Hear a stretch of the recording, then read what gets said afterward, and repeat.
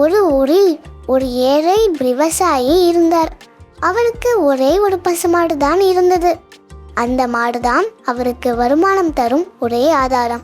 ஒரு நாள் அந்த மாடு தவறி குட்டையில் விழுந்துவிட்டது. விவசாயிக்கு என்ன செய்வதென்று தெரியவில்லை. மிகவும் கவலைப்பட்டார். அப்போது அந்த வழியாக ஒரு செல்வந்தர் குதிரையில் வந்தார். விவசாயி நடந்ததை அவரிடம் சொன்னார். உடனே தன்னுடைய ஆட்களை அழைத்து வந்து கயிறு கட்டி அந்த மாட்டை பத்திரமாக குட்டையிலிருந்து மீட்டெடுத்தார். விவசாயிக்கு மிகவும் சந்தோஷமாக இருந்தது. அவர் அந்த செல்வந்தருக்கு நன்றி சொன்னார்.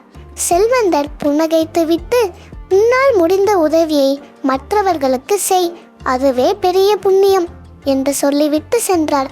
இந்த கதையின் நீதி, பிறருக்கு உதவி செய்வது மிகவும் நல்ல விஷயம். நம்மால் முடிந்த உதவியை மற்றவர்களுக்கு எப்போதும் செய்ய வேண்டும்.